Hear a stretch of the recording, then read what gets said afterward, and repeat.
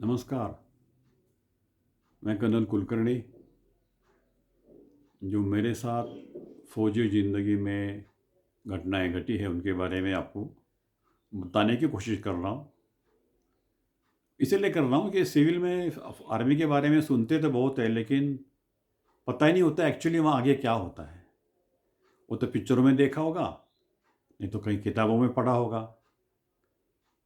अब ये है कि हर एक का अपना एक्सपीरियंस होता है, इसलिए मैं ये नहीं कह सकता कि जो मेरा अनुभव है वही सबके लिए है। क्योंकि हर एक के जैसी ज़िंदगी में अलग अलग घटनाएं होती हैं ना, वैसे हर जवान के ज़िंदगी में होते हैं।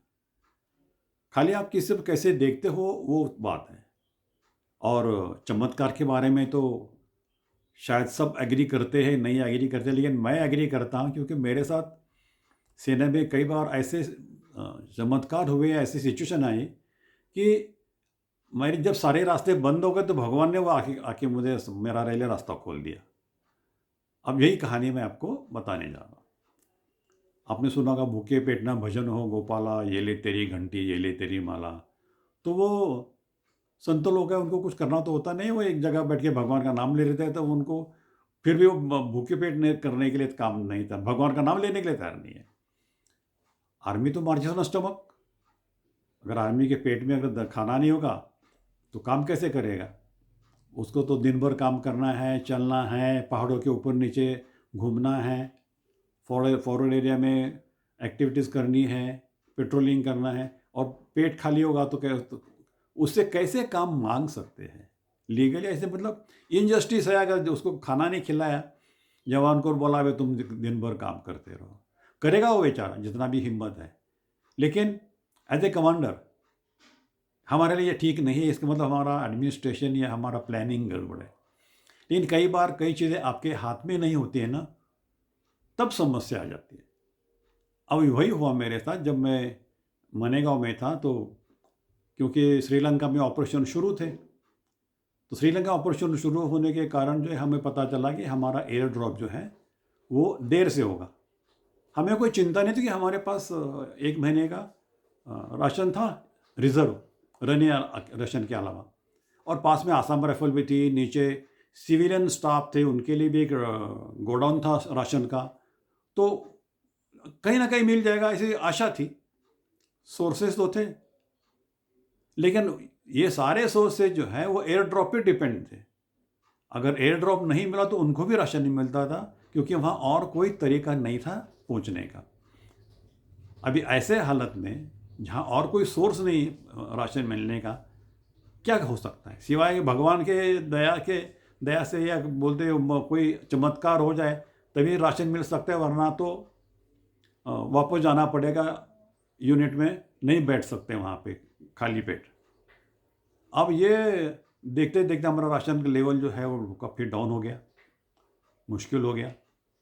मैं देख रहा हूँ रनिंग राशन ख़त्म है, रिजर्व राशन भी ख़त्म होने वाला है।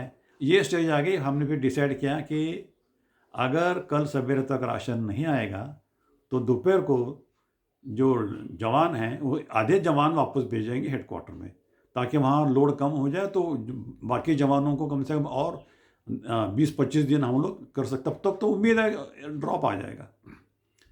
लेकिन मैं मने मन भगवान को बहुत प्रार्थना करता था। मैंने कई कई दिन से करता, अरे ड्रॉप आ जाने का तो बड़ा भगवान मुश्किल हो जाए। मैं रोज़ अगरबत्ती जलाता था भगवान के पास मेरे रूम में, कुछ नहीं हो रहा था, शायद सुन नहीं रहा था वो। तो कोई बात नहीं, उसको तो मैं रिक्वेस्ट ही कर सकता हूँ ऊपर वाले को। ऊपर वाला मतलब एयरफोर्स वाले जो ऊपर से जानने वाले हैं, ड्रॉप करने वाले, और भगवान को जो उनको ये सब सुविधाएं देने वाला है। तीसरी छोटी प्रॉब्लम मेरे यहाँ ये थी कि यहाँ लोकल क्लाउड्स बहुत होते थे जंगल की वजह से, इसलिए कई बार विजिबिलिटी जो है ड्रॉपिंग जोन के ऊपर पुअर होती थी, और वो नहीं होने से एयर ड्रॉप नहीं करेगा। इंतज़ार कर रहे थे जाने के लिए। दूसरे दिन हम लोग तैयार हो गए, लोगों को बोला भाई अगर नहीं हुआ तो 10 बजे के बाद आप लोग तैयार हो जाना जाने के लिए वापस। आधे लोग लिस्ट बनाया, उनके हथियार इशू कर दिए, सब तैयार रेडी हालत में कि 12 बजे अगर नहीं आता तो मार्च करेंगे। अब मैं मनी मन घबराया हुआ भी था, थोड़ा टेंशन भी था, और भगवान को बार बार रिक्वेस्ट करता था। जब मैं ऐसे ही झोपड़ी के बाहर बैठा, अचानक मुझे आवाज़ सुनाई दी, कोई एयरक्राफ्ट आ रहा है। बड़ा खुश हो गया मैं चलो भई लगता है एयर ड्रॉप आ गया। अब देखते-देखते क्या वो AN-12 या AN-32 जो भी है वो आया और चक्कर मार के वापस चला गया। मैंने कहा अरे बाबा!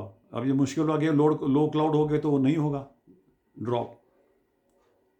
लेकिन टू आवर सरप्राइज़, और मेरे लिए वो मिरेकल जगह में था, ऐसे मिरेकुलस हुए।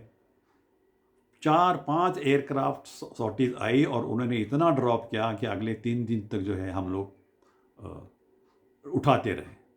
कुछ नाले में गिरा था, कोई पेड़ पे लटका हुआ था तुम्हारा पैराशूट। लेकिन जैसे भी है, हमारा जो संकट था राशन का वो ख़त्म हो गया था। सारे जवान खुश हो गए, मैं भी खुश हो गया, भगवान को बहुत बहुत धन्यवाद किया। एक उसको अगरबत्ती एक्स्ट्रा लगा दी उसको, और ये मेरा समस्या थे वो हल हो गई। मेरे लिए न चमत्कार था, शायद आपके लिए नहीं हो, लेकिन ऐसा ही हालत भी फ़ौज में आ जाता है, ख़ास करके जब हम बॉर्डर एरिया में रहते, तब हमें ऐसे-ऐसे चीज़ों का सामना करना पड़ता है। धन्यवाद।